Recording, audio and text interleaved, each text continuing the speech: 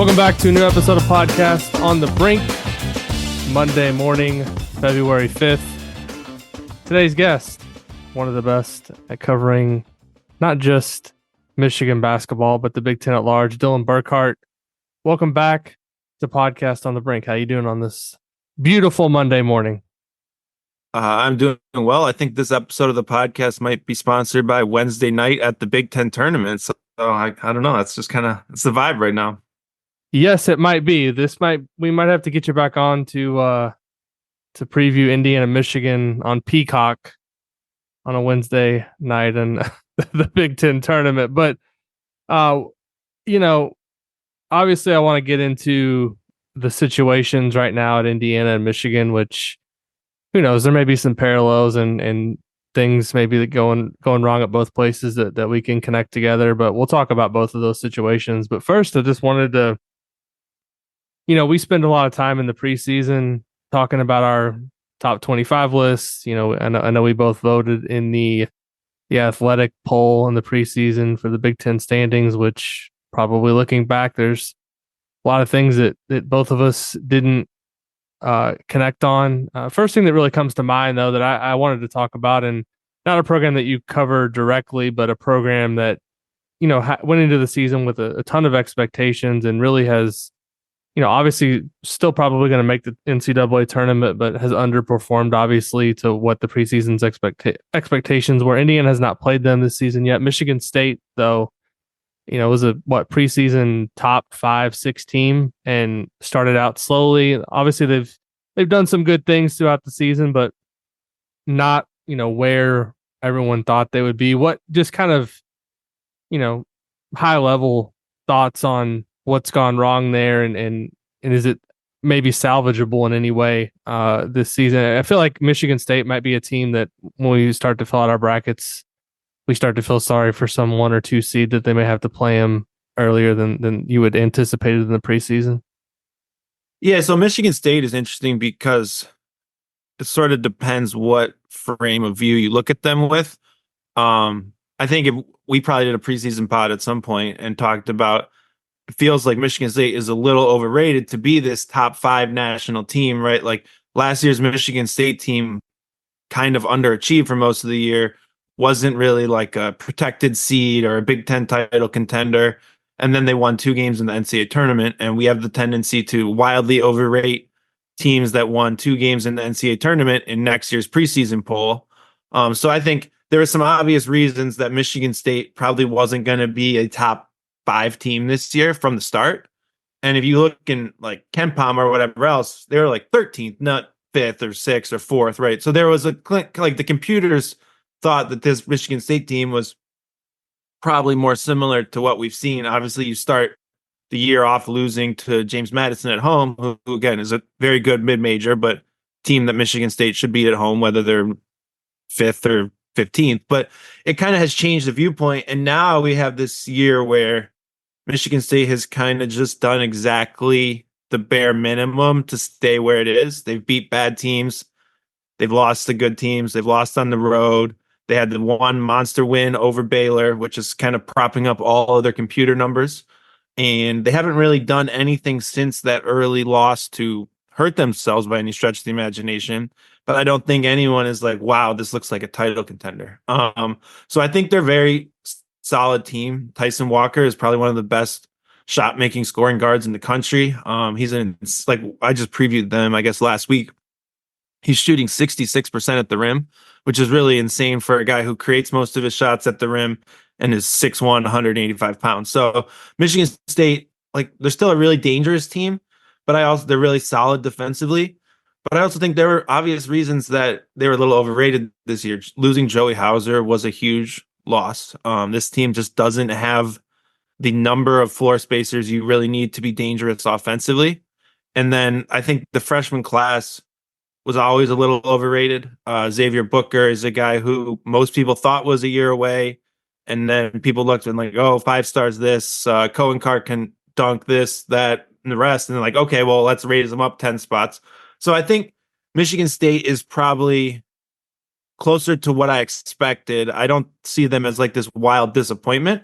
I think they're going to make the tournament and be a whatever 7, 8 seed, something like that. And I think they're probably they're dangerous. I would say they're dangerous. I would agree with that. But I still think the lack of shooting on this roster, the fact that there's no really reliable center or any sort of wing with size kind of to bridge to the gap, those were roster building mistakes in the offseason to not fill some of those gaps via the portal.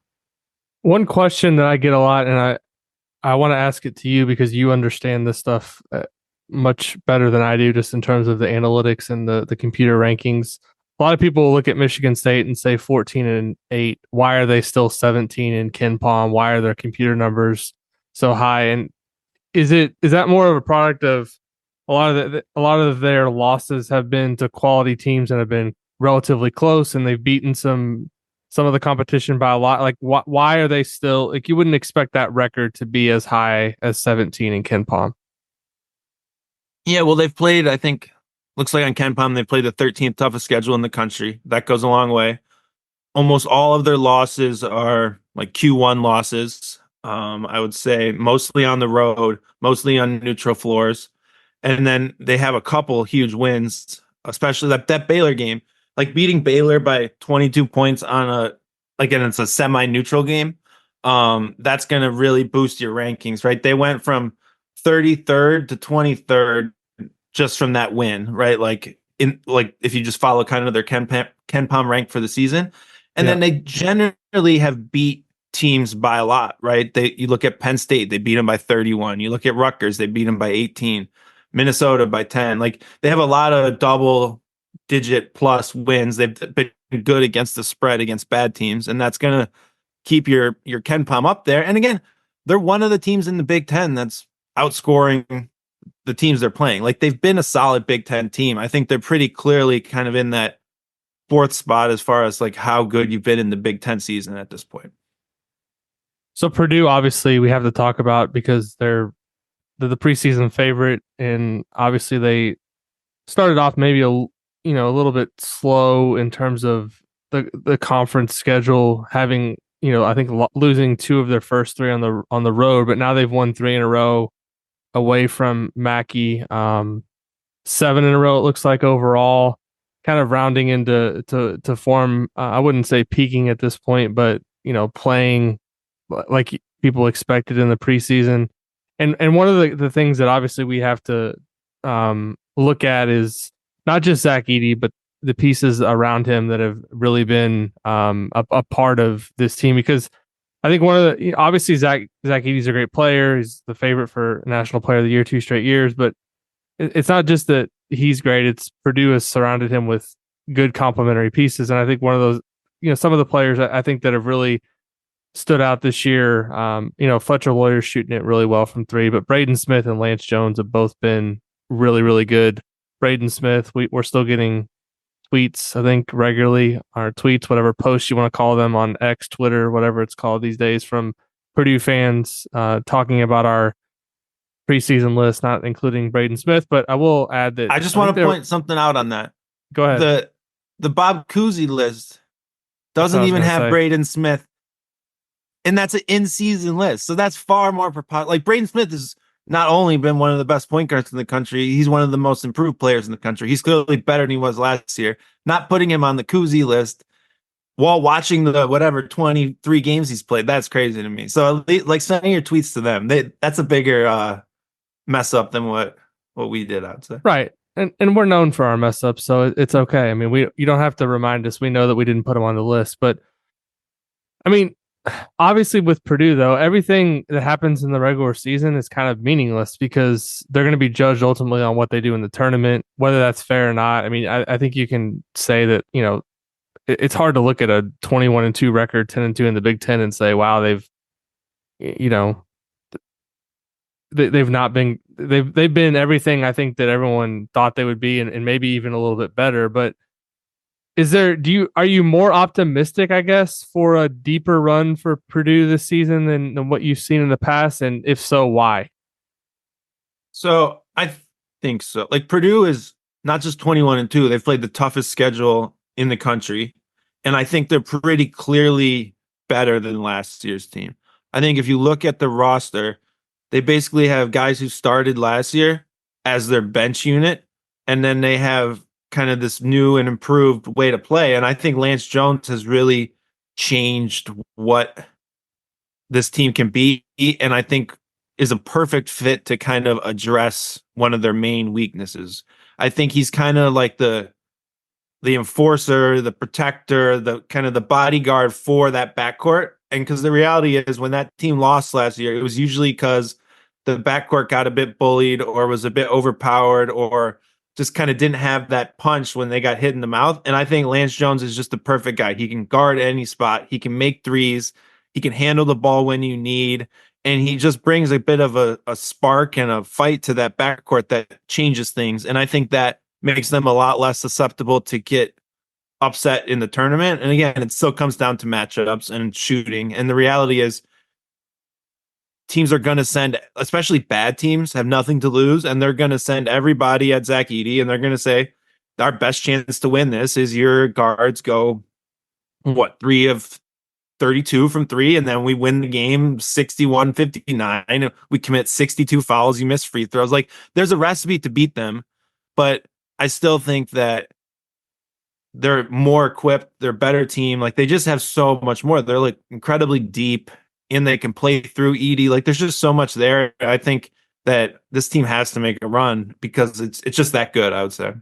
Not to jump ahead into the future, because obviously there's a lot of basketball to play here, but one thing that, Purdue's had this incredible run with these front court players, obviously none better than Edey, but if you kind of look back at what they've had in the front court now for a while, I mean, they've had Isaac Haas, Travion Williams, even going back to AJ Hammonds, Matt Harms, Caleb Swanigan. I mean, these have been really good front court pieces, and kind of looking ahead to the future, I don't know what happens with Edey after this season. I mean, it's his 4th year. I assume he's not going to be back, but is Purdue, I mean, obviously I don't think they're going to be like the number 1 or 2 team in the country next season, but like, how should Purdue fans be thinking about the future kind of what this program looks like, life after Edey? I mean, is there going to have to be some kind of recalibration in terms of style of play, or do you think Painter's just going to try to keep bringing in these dominant post players and try to win the same way? Or,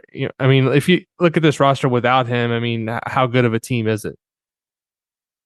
Yeah, it's always hard to look. I'm not like an expert on who Purdue has signed or who isn't playing for Purdue or what the future looks like. But either way, I think Matt Painter has pretty much proven that he can invent a lot of different ways to play, and there's a pretty high ceiling there. And I think when you have a team this good, your entire future is leading up to Monday in April, and that's the only goal. And if you do that, who the hell cares what happens? Who the heck cares what happens in the future if you can make a deep run, right? Like, that's the goal. Just maximize what you have, and then you're gonna have to figure it out. You'll probably do something different, but I think it's pretty hard not to trust Painter's evaluation, kind of built roster building. Like, he's done great. Like, Lance Jones is a ridiculously good transfer get because of what he's been and just how perfectly he fits into what they need, right? Like, Braden Smith, same deal. Like, everyone kind of laughed at Braden Smith coming in. He's been exactly the point guard they needed. So I don't know. Like, I think I trust him. I think maybe it takes some time, right? Like, you're not just going to run back the number 1 team in the country next year, but I don't think anyone cares if you don't do that. You look at Jones too, and I think you mentioned this to me a couple weeks ago. How was Southern Illinois so bad they had Marcus Damask and Lance Jones last season, and a guy by the name of Xavier Johnson, who I think is also a really good guard, and they were not a very good team. I mean, it kind of, you look at around 22-9, 14-6. That's pretty good. Yeah. I mean, but you also look around just the Big Ten in general, like how impactful some of these ads from like the Missouri Valley have been. I mean, the big man that Nebraska got as well from Bradley. I mean, that's, if I'm a Big Ten team looking in the portal this offseason, I mean, I'm looking a lot harder at, the Missouri Valley teams maybe than I had in the past. Yeah, Iowa. They had Ben Krikke, right? He came from Valpo. So yeah, they've all had nice portal hits. So the help doesn't always have to come from the high major ranks. So Just an interesting note there that all four of those players came from the Missouri Valley. A couple other teams I wanted to talk about before we get into Indiana and Michigan, which obviously not going to be as fun of a conversation as these teams. But Illinois has also just been really solid throughout the season. Obviously, they went through some turmoil with Terrence Shannon Jr. situation. He's still kind of, I think, feeling his way back into things. The Indiana game when they played there, it was a really close game, and he wasn't really a factor. But they kind of showed that they're not just Terrence Shannon, and they're a team that can win multiple ways. Brad Underwood, maybe hasn't had the tournament success that the fan base there wanted, but he's been, in terms of regular season, to me, one of the two or three best coaches now for a sustained period in the Big Ten.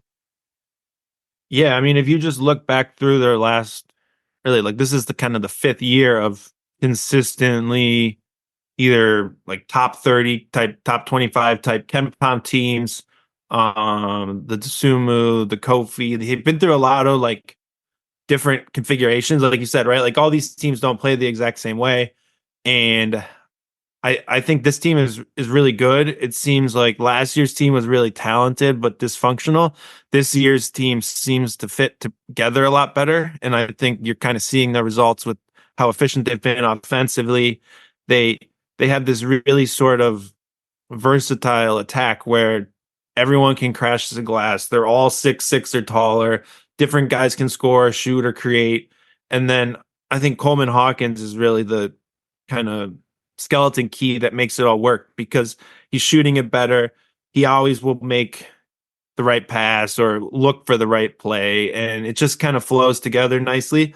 And then their defense, I love how they just are all in with one defensive philosophy, like, and they're just gonna, no one is gonna help. They're gonna play drop coverage, and they're not gonna let you shoot any threes. And then they're gonna just see if you can beat them one-on-one, and that's really worked for them in the regular season. It all, like, you got to make the second weekend at some point. If you're going to keep having these kind of top 20 teams, eventually you need some tournament success or people are going to just start to be defined by that. And that's kind of the next step for this team. I don't know why this team can't be a second weekend team. I feel like they're kind of floating under the radar nationally. Like it doesn't seem like everyone's talking about Illinois, but this team's really good. And I think, like you say, Shannon has kind of been feeling his way back out a little bit, but by the time you get to March, like I think there's a lot to like from this group, and they're very, very kind of interchangeable, which is a nice, I think, flexibility to have. Yeah, I mean, one thing Underwood when he first came in too, like those first couple seasons when they struggled. I mean, he completely like abandoned that defensive system that he was using the first couple of seasons, and I feel like one of the things he's done an excellent job of just kind of over the course of his tenure is like adjusting on a season by season basis to like the players he have. It's like one thing that we've talked about on this podcast about Mike Woodson is just kind of that inflexibility. It seems like to get away from certain things that aren't working and continuing try to do the same thing over and over, expecting something different. Whereas Underwood, you can kind of see, season to season, last year he played Dane Danger a lot, right? And now he's barely playing, and he's kind of this new type of thing where he's gonna go smaller. I mean, Coleman Hawkins is obviously a bigger player, but he's not your traditional 5-man that you see in many Big Ten rosters. And I think in the preseason, if we looked at that and said, well, how are they going to guard the post in the Big Ten with Coleman Hawkins? But as you said, I mean, they're playing this lineup of taller players in terms of wings, but maybe smaller than what you see traditionally. But they make you just kind of play against them one-on-one, and they bet on a night-to-night basis that they're going to win their matchups defensively. I just think it's been a good coaching job that maybe doesn't get pointed out enough. We talk about Matt Painter, and I think we're going to obviously talk about Wisconsin and what Greg Gard's done there this year, but I think Underwood's been just terrific in terms of his adjustments year to year and kind of fitting together a team, which I think is important too when you're building a roster from the portal. You have to be able to kind of mix and match pieces and then adjust to what you're able to get. Yeah, I'd say Underwood isn't afraid to go all in on something and then decide it doesn't work, right? Like he was known for running kind of that Dana Altman spread offense. They've tried to implement that at times, but they've also just completely scrapped it. They came in running that kind of pressure defense where they're trying to force a bunch of turnovers. I think mid-season they just said, all right, let's do something different. There's like switching, and then now they play mostly drop. So players, right? Like there have been players who just were clearly not a fit there. They don't like hang around. They just end up somewhere else. He brings in a whole new roster, and then look, like they fixed the problem, right? It's an aggressive approach, but I think it's clearly worked. And I think he isn't afraid to make those hard calls. And even if it makes him look bad, I think that's a definitely not the only way to succeed, because with the next, if we talk about Wisconsin next, they're kind of the opposite, but it is definitely worked for him. So yeah, Wisconsin, I mean, by by their program standards, last year was just a huge disappointment. I mean, I know they got to the NIT and won some games. I think went to the Final Four of the NIT, but that's not where a Wisconsin basketball season kind of aims to end up. But they didn't do anything drastic really in the offseason. They brought a lot of players back, but they did bring in AJ Storr, who we talked about. I think we had him on our list in the preseason, maybe too low based on where he's performed. But we talked about kind of what he was going to bring just from a different, a guy that can go and create a shot. Maybe it's not the perfect comparison, but when they had Johnny Davis, they had a guy that they could just give the ball to and he could go get you a bucket. Maybe they didn't have that last year, but now they've got it with Storr. And then obviously kind of identifying the freshman Blackwell out of Michigan. He's kind of been a nice piece too off of the bench that, we talked about his recruiting profile. You look at it, had a ton of mid-major offers. I think Wisconsin was his best offer. He comes there and you don't necessarily see every year Wisconsin kind of playing freshmen a lot of minutes, but he's been a nice piece too. So the continuity there, plus kind of identifying maybe what was missing and bringing in maybe some more athleticism and more versatility has really paid a lot of dividends for this Wisconsin group. Yeah, and I think Storr having an actual wing. Last year they basically played three guards without really anyone in that 6'5" to 6'7" type of athletic rebound wing / shoot, right? And Storr fits that exactly. I think he was a perfect get, similar to Lance Jones in a lot of ways, of looking at your roster, figuring out exactly what you need, and then find someone that actually fits that role. And Storr has been that guy for them. It's been a big upgrade. I also just think Tyler Wall was kind of a disaster last year. Yeah. And that really sunk their season. I think he dealt with a bunch of injury stuff, but he is having the best year of his career after having the worst year of his career. And that is really, I think, a big reason that you look at some of their offensive numbers jumping off the page, right? They went from a horrific 2-point shooting team last year to a very good 2-point shooting team this year. They finished 287th in free throw shooting last year. They're 21st this year. And again, that's with a lot of the same guys. So some of it is just as simple as they shot it terribly. They couldn't really score inside. Free throw shooting isn't really something you expect to change that drastically when you have they're 8th in the country in minutes continuity. So they brought back almost the same team, but they're shooting 9% better at the free throw line or something like that. So things are just kind of falling in place for them in a way that they didn't last year. I think it's just kind of working. I'm not sure really what the ceiling is for this group still. I think I would say Purdue and Illinois are way ahead as far as postseason expectations, but it's definitely been a year to get kind of back where I think Wisconsin wants to be. They have a pretty cushy stretch, and then they finish with Illinois and Purdue kind of the last 2 weekends of the year. So that'll shape whether there's going to be much of a title race or anything like that. But at the same time, I wouldn't be surprised to see them drop a game or two in this kind of upcoming stretch where they're playing mostly non-NCAA tournament teams. I still think they are vulnerable a bit. Yeah, I mean, they lost earlier in the season at Penn State, so I think that was their first Big Ten loss, and they've dropped a couple. I think they've dropped their last two games. So the last team I wanted to touch on briefly, just because I know we both like this team a lot in the preseason, Ohio State, a disaster right now. Losers of 7 of their last 8. I just wrote my preview for that game. Indiana plays there tomorrow night. When they came to Bloomington, they were 12-2, 2-1. You looked at what they had done to that point. I mean, they had that neutral court win over Alabama that was really good. They had some other, I guess, solid wins in there, but weren't really maybe tested against the best non-conference schedule overall, and the wheels have just completely fallen off. Obviously, teams are shooting it really well from the three against them, which has really hurt them. But I'm just surprised that I thought this would be at least a year where they were going to at least be solidly in the tournament, and like maybe people weren't completely like back on the Holtman train, but at least like feeling better about the direction of the program. It just feels like right now, they still got to go to Wisconsin. They got Purdue at home. They got to go to Michigan State. They got to go to Rutgers, which is never easy. Obviously, they got to go to Minnesota. That's a tough game. I mean, I just don't know where the wins are coming from the rest of the way to make this at least respectable. And obviously, there's going to be a changing of the guard in terms of the AD situation, I think, this summer. But I mean, I've read some of the Ohio State coverage. Obviously, Adam Jardy does a really good job, but some of just like the fan reaction, it seems like a lot of people have checked out on this team under Holtman in this program, and you just wonder how, he's been there long enough. You wonder if this is kind of the end of the road for him, despite a pretty big buyout.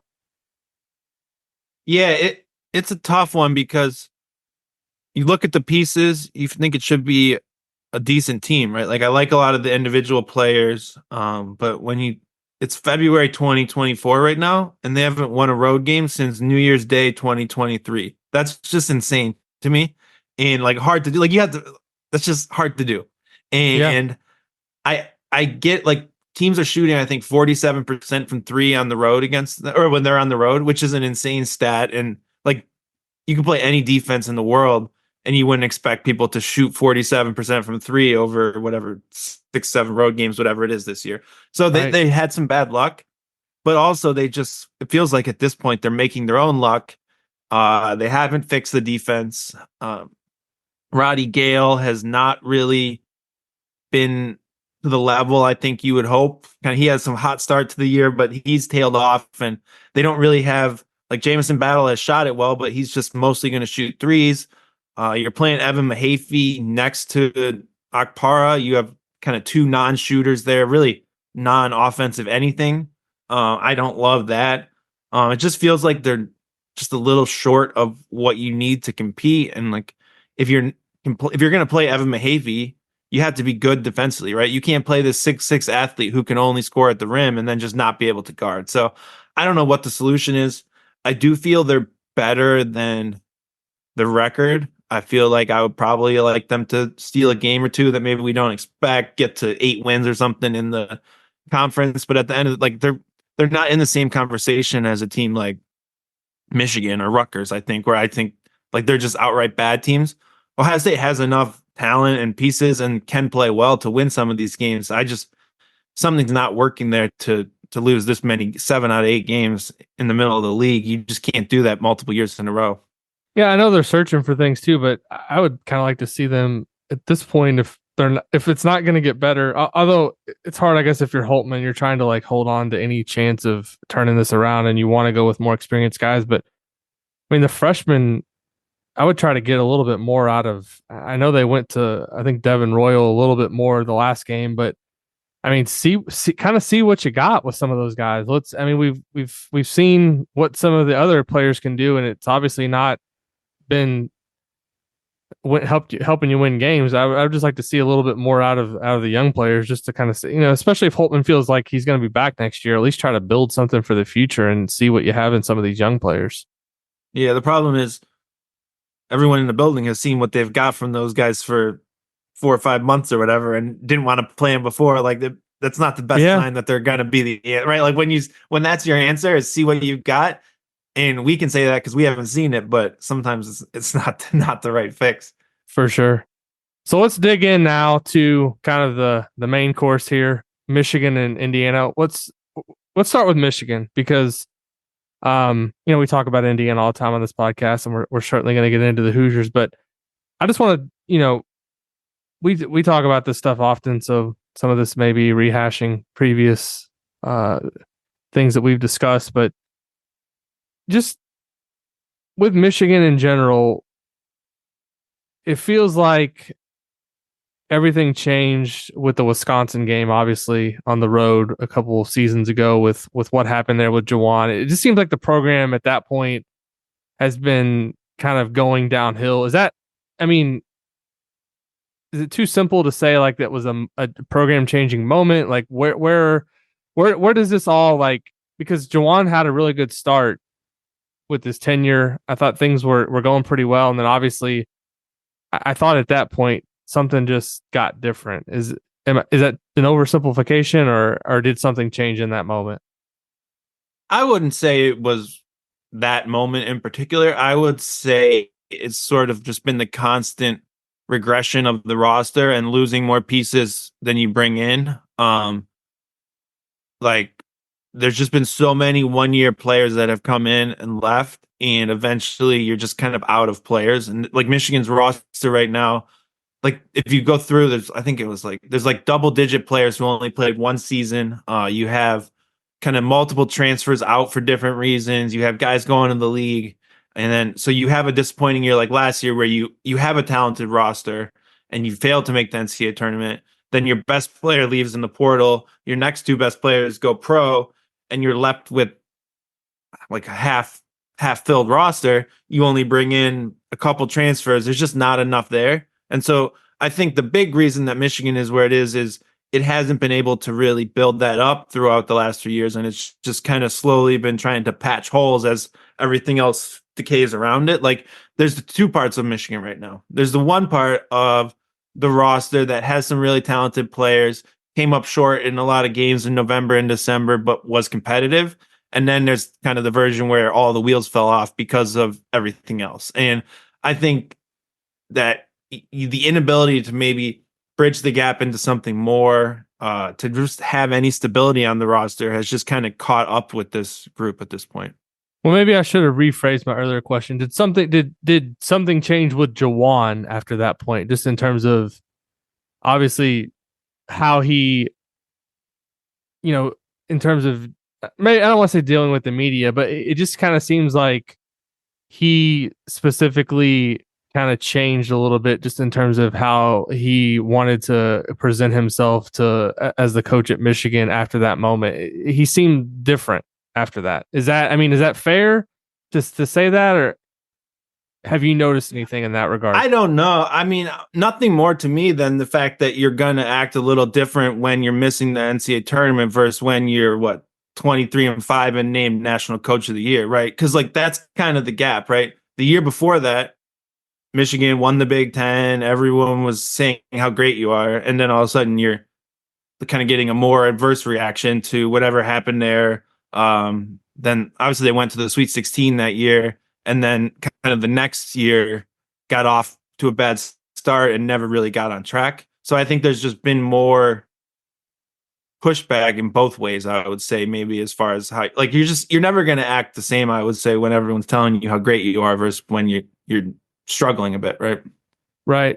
What is the feeling just in terms of the fan base, like the temperature you can get in terms of how people are feeling? I mean, obviously you kind of looked at some of the crowds at the games this year. Obviously the interest is down in terms of people actually coming out and watching the team, and rightfully so. When you're they're 7-15, 2-9 in the Big Ten, you're not going to have the interest that maybe you would ideally want. But from what you're getting, are people like ready to move on from Jawan? Like what's the most common kind of thing you hear with Michigan basketball right now from the fan base? I would say the fan base, the temperature would have risen so high that everything is burnt to a crisp, and it's just like I think like people the fan reaction is very much like I think frustration. I was like, this is gonna end up at least the worst season since John Beeline's first year. And I think the hard part for fans is looking at the situation and being like, it's really hard to see a path toward next year's team being better. And now, obviously, like at a high level, it's complicated, right? Juwan Howard is a program legend. There's a lot to figure out. He went through heart surgery literally before the season started, missed a third of the year. Like it's not a simple situation from all that. But I think generally fans are as down on the state of the program as I can really remember since doing this in the last 15 years. So what is like if this is to turn around, like, is this just like going to have to be like a complete portal rebuild in the spring? I know they have maybe a couple recruits coming in for next season, but at this point in college basketball, you're not like looking at like building a team with freshmen, particularly coming off of, what it'll be a second straight missed NCAA tournament. I mean, they have to do better in the portal than, I mean, Kamwa was a good pickup, but obviously clearly by himself wasn't enough. Namari Burnett's another guy who, like, ideally he's probably what, your seventh or eighth man on a solid team. And Trey Jackson's been obviously not a great pickup. Looking at kind of his shooting numbers, he's shooting 24% on threes and has a terrible offensive rating, and just not kind of the pieces that are going to fit together. And obviously Caleb Love's situation was unfortunate, but that kind of goes maybe to the bigger point of maybe a disconnect between like Jawan and getting players into the program. I mean, this is the second time this has happened. I mean, they had Terrence Shannon Jr. The same thing kind of happened with that. So that's another thing with the portal. No Gel Eastern. So is this just like, I mean, is there hope that this can be remedied or like salvaged in the off season, or I mean, it's like, I kind of feel like the same thing with Indiana and Michigan right now. It's like this, no one's like focused too much on the season. They're like already looking ahead to portal season. That's going to be like what all eyes are turning to. Yeah, so it's complicated, right? It's Olivier Kamwa was a huge pickup, but again, he's a 1-year guy who's in and out, and he's probably the most reliable player on this team, considering the other best player on the team is suspended for road games because of his grades. So you basically have a point guard who's semi-ineligible. You have really the only reliable big man on your team has been on campus for 4 months, and it has 1 month left.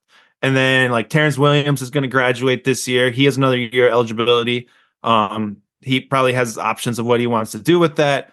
Terrence Reed Jr., I think a lot of people hope to be this breakout guy. He's been not quite that at this point. So you don't really have building blocks on the roster. Namari Burnett has 2 more years of eligibility. Like you say, like he's not like a foundational piece. He's kind of some substance to the roster, but there's really nothing there that you can bank on moving forward. And so whatever happens, whether it's Juwan Howard kind of shuffling his staff around, kind of amping up recruiting, making, I don't know, like getting some stuff figured out NIL wise, all that stuff, right? Like you're going to see this, I think, across college basketball is if schools are like, okay, we're bringing back our coach, there's going to be like a push for NIL, this, a new plan, whatever. Like I think that's going to be a talking point. But either way, you're looking for potentially like 4 or 5 starters in the portal if you're being serious. And there are schools out there that have done that to some extent, like Butler this year. I think they have multiple portal starters. They've been way better than anyone expected. And it's not really like they're this sort of NIL powerhouse, I wouldn't think, that's just dropping huge West Virginia style bags or whatever, right? So it's a long shot. I think the biggest issue is like you have to do the same thing to the roster if you have a new coach or if you bring Juwan Howard back for another year. And the incentives are different in both of those situations, right? Like a new coach would kind of have some leeway to take kids who have multiple years of eligibility, need some time to grow, maybe a few more freshmen than you would think. Whereas if you're Juwan Howard and it's like, okay, now or never, you're going to focus almost entirely on kind of grad transfers who can make the biggest impact right away. And then you're going to be right back where you started 12 months later. So I think that's the issue. And when you look at the overall situation, that's where the struggle comes in. I think those are kind of the pros and cons of both situations. So, I mean, is there a chance in your eyes that this is going to be a coaching change, or are indications at this point? Like it's hard, it's like hard to get a read on Michigan because obviously they just won the national championship in football. So and there's also just not the attention on the basketball program when you're playing football at such a high level and everyone's kind of riding the high of the football national championship. It almost feels like an afterthought, but for people like us that kind of cover these programs and you specifically, it's like, all right, I know you were pretty critical in terms of what you wrote. I think it was a recent recap after the Michigan State game, just kind of how this isn't working and all that. I mean, the AD, obviously Ward Manuel, like, how do you think he kind of looks at the whole situation in terms of basketball? Is he has he talked to has anybody interviewed him? Has he talked about this at all? Or is it just kind of like everything's walled off and you're like left to kind of sit there and wonder? Because obviously, if things were 7-15 right now in Bloomington and they were 2-9, people, I mean, I feel like the reaction would be much different than kind of what we're seeing at Michigan. Obviously, you hear it kind of from the diehards with UMHoops and people reacting to it, but it doesn't feel like it's just like such an on fire situation that it would be at other places. Yeah, it's complicated, right? Ward Manuel hired Juwan Howard. Yeah. Juwan Howard went through heart surgery. Ward Manuel, I don't think by any stretch of the imagination is like eager or wants to fire Juwan Howard. And he gave a quote, I guess it would have been at Sharon Moore's introductory press conference, basically saying it's something he would deal with in the offseason, right? Like he doesn't think about firing coaches during the season. Right. Like it's just kind of a vanilla quote that people took in a whole different host of directions. I mean, I think so. What was it? How did people read into that? That he wasn't going to consider making a change, which again, like who knows? Like I reading into specifically quotes given to the media in that context, I think is a little bit of a slippery slope. For me, though, I think like as of now, as of 2 weeks ago, I don't think there was a want to make a move. But if you go out and lose, like there's a chance Michigan finishes like 7-24 or something like that. Like I don't know. This team is broken, I think, in the locker room. The point guard is suspended on the road. Like they don't really have a path to even win games on the road. If this gets worse and worse and worse, obviously, like the decision making changes, which is again why I think it's hard to really say like, oh, this is the plan right now. Like that can all change in a flash, right? So I think that's where you got to see where this ends up. Like it's a tricky situation all around because of everyone involved. But I think like the fan base is pretty fed up, and then it comes down to, oh, do boosters get involved in this or that, or who knows where that goes. So I mean, I kind of looked at that Rutgers game as like this is the chance like to win a game, and then they didn't win that game, and then you just kind of look at the rest of the schedule, and you're right. It's like, are they going to win another game? It's a fair question, right? I don't know that they'll be like anything worse than like there may be the best chance they have to win a game is like a 3-point underdog against like Rutgers on the road or Nebraska at home. Like, but again, if you're going into that game 7-22, are you really that confident that they're going to beat Nebraska at home? So it's going to be a long close here, I think, which will only increase any sort of external pressure, I would say. It would also be a long close in Bloomington, which totally different situation, but I want to get into that as well with you and get some of your thoughts, because I know you watch a lot of Big Ten basketball and you've watched Indiana the last couple of years. And, you know, Mike Woodson through 2 seasons, I think the best compliment that I could give him was, okay, he came in, he kind of steadied the ship from the Archie Miller era, which wasn't obviously very good. They had, I think, some talent on some of the Miller teams, but he could never, obviously had that COVID year where he probably was going to make the tournament, didn't get in there. But after 4 years, he's out. I think in many ways because, I mean, there's a couple reasons he was out. Don't want to rehash the whole thing, but I just don't think the brand of basketball that he brought was something that people could really get behind and embrace. And Mike Woodson comes in talking about, well, I'm bringing this NBA style. I'm going to play 4 out, 1 in, which we haven't seen. Obviously built a team around Trace Jackson Davis the first couple of years, which why wouldn't you? He was a great player and All-American. So this was really like the first year that people could like look at what Indiana was going to be without Trace Jackson Davis and the pieces assembled and kind of get a good gauge on maybe what the program was going to look without one of the best players to ever put on the uniform. And it didn't get off to a good start with all the non-conference games where Indiana was just barely squeaking by these mediocre teams. Their computer metrics plummeted as a result. And I think people were kind of still given the benefit of the doubt when they were, I think, 10-3 at one point. And then, you know, January came, things have not been good. And February started off even worse with what I wrote was the worst loss yet under Woodson over the weekend.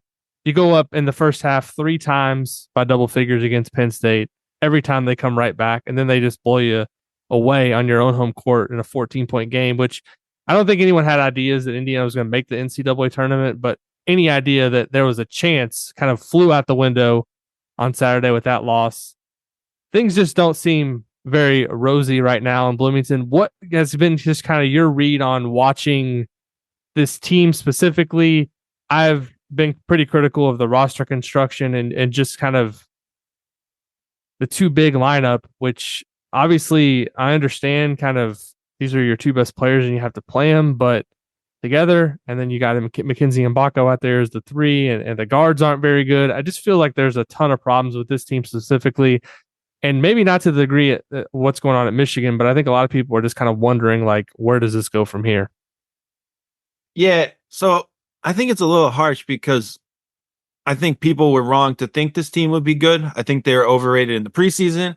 I think people were wrong to pretend they were good when they were 10-3 when they clearly weren't very good. And now they're sort of reaping the reality of that. But like it's a little bit they're chasing this expectation that this is supposed to be a good team when there's just not really any guards even on the roster. And it's similar to Michigan in that sense where I don't know like how's this team supposed to win, right? Like you're gonna play Gabe Cupps and Trey Galloway, like useful Big Ten players, but like you're just going to play them as your entire backcourt. It's just it doesn't really compute. I think that's the biggest issue. Is like I think there's a lot of reasons to point to Michigan as not great NIL or this or that. Like I'm not sure how Indiana, who I understand to have pretty good NIL, couldn't go and get anyone that can dribble or shoot in the portal this year because that to me is the huge hole in this roster, and I don't really blame like the coaching job this season, right? You're playing Penn State. They have a bunch of guards who can go. Like Indiana has no guards. Like that's hard. That's a really hard way to win. But again, I do think the expectations, like the idea that this was supposed to be a tournament team, I just don't really see it. And honestly, like Indiana is able to get a lot out of Ware and Renew, I think, in kind of some impressive ways. They actually play well off of each other, I would say, probably better than I expected from either of them. There's just not really enough help on the roster, I would say. So you don't see this as like a dire situation. You think this is one that can be rectified pretty quickly in the portal if they get a couple of guards? Like what? Because I'm kind of in the middle of all this, and I think the fan base, like, there's been like this rush to like, all right, let's make a change. It's been 3 years. To me, I think that I agree with you. It's like harsh because like, all right, they had Tom Crean for this amount of time. They felt like that was as far as Tom Crean was going to take him, and like, all right, it's time for him to move something different. All right, you bring in Archie Miller. He's a great young hire. He's done these things at Dayton. He's gonna, he had some good recruiting hits like Romeo Langford and Trace Jackson Davis. All right, he doesn't make the tournament after 4 years, so he's gone. Let's go get Mike Woodson. Now Mike Woodson makes the tournament after first 2 years, which is I feel like a pretty decent start for his tenure, and then he comes in now this third season, and there's like certain part of the fan base that's like already ready to make a change. I just don't think that's like the sustainable model to just keep recycling coaches over year. But like you talked about, like maybe this not being a coaching problem with the season. It kind of goes more back to what I said in terms of the roster construction. How do you go into the season with? I know Xavier Johnson's been in and out of the lineup, and when he has played well, which has been a very small amount of games this season, but even back in his early time in Indiana, he had games where he was really good and really bad.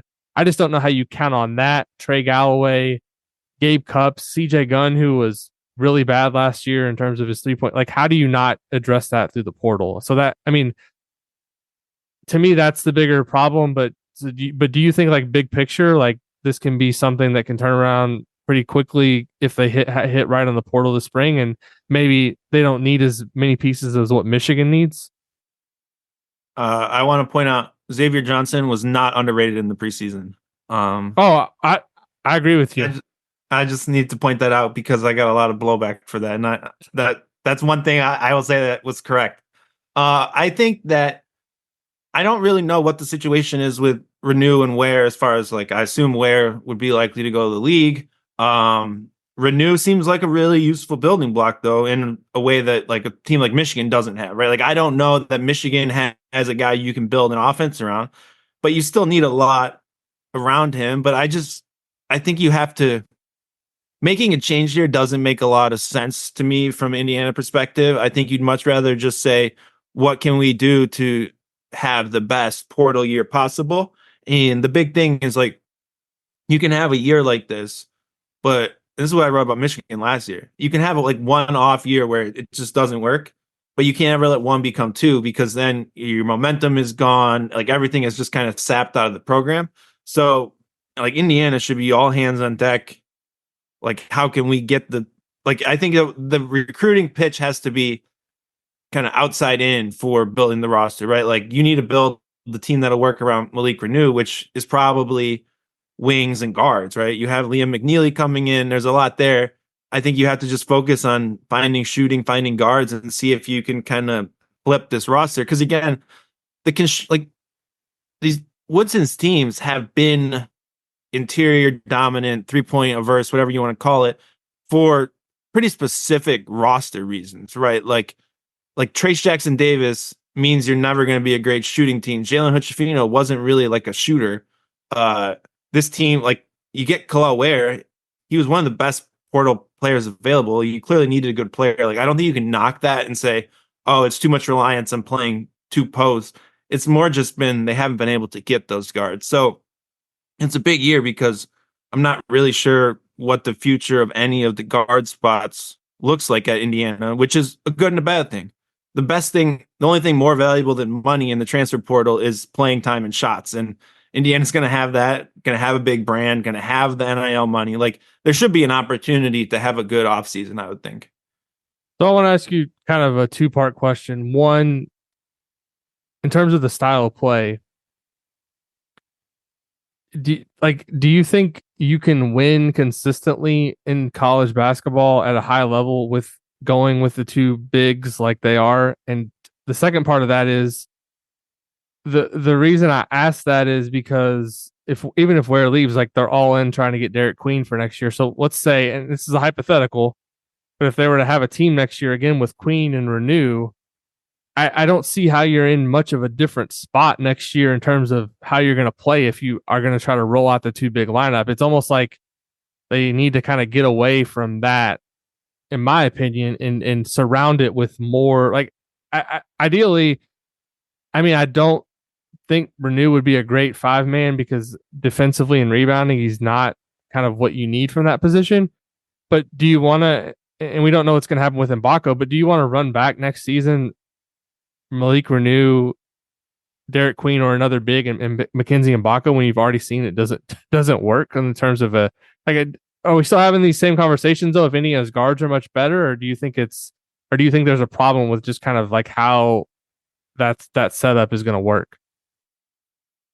I don't think you can say just outright playing two bigs doesn't work in college basketball. Like Tommy Lloyd at Arizona has been a huge success and basically runs a two big offense, right? Like they played Tubelis and Ballo together all the time. Keshad Johnson's not like a perimeter guy. He's very interior oriented. Now, I do think Renew is kind of a tricky spot because he's the size of a power forward with the game of a center. But either way, I think you can make it work with two bigs. I don't know that Indiana's gotten close enough to that, especially when two of those years had one of the best bigs in the sport in Trace Jackson Davis. You probably would have liked to be a little closer. So I think there's some concerns like overall about kind of scheme and style with Indiana, no doubt. Like I don't think any of these teams have really been awesome, right? Like it's not like you have this one year of Mike Woodson where everything clicked and it was great. It's been sort of this like slow and steady sort of just barely good enough. But it's college basketball. It comes down to the players you have on your roster. And I think that you have to just make a big move in the portal and hopefully see what happens. I don't know that you can really say the one style works and another doesn't. Like there are interior oriented teams in the Big Ten that work. There are interior oriented teams in college basketball that work. And then there's teams that don't even play big and it works. Like that's what makes college basketball so fun. Like Wisconsin, Tyler Wall can't shoot. They play him next to Stephen Crawl in it. And they're one of the best offensive teams in the country. Yeah. I mean, the offense, it's not just the offensive problem either, though, with the two bigs. Is like Ryan had a film session today. It was like Penn State saw that Malik Renew was going to be trying to guard somebody on the perimeter, and they just attacked it every time, and it was open threes. That's the other problem with it, too, is like there's and Baco doesn't help the situation a lot of times because he's been getting lost. He gets lost too trying to guard wings, which is not his fault that he's kind of in this spot. I mean, he's a freshman trying to learn the game, and I think he's done some really good things from an offensive perspective. See, I mean, I agree with you. Like, I don't think it's a situation where you're just like, all right, this isn't working. Like, you have to, like, I just don't think in terms of trying to get back to like just being a consistent program, you can't just keep recycling coaches. So we'll leave it at that for this week. Good, almost an hour chat here with you, Dylan. Good to have you back on the show. What are you looking forward to most about the tournament this year? Any like, I know you kind of study college basketball as a whole too. I mean, I think it's going to be, I feel like I say this every year, but it could be a really fun tournament. I mean, Indiana played UConn earlier in the season, and that's still the best team that I've seen this year. I know Purdue's really good too. I was really impressed with Auburn too. That was another team that Indiana played early in the year. I just feel like there's a lot of different teams that have a chance to be tough matchups in March, and it should be a really fun tournament.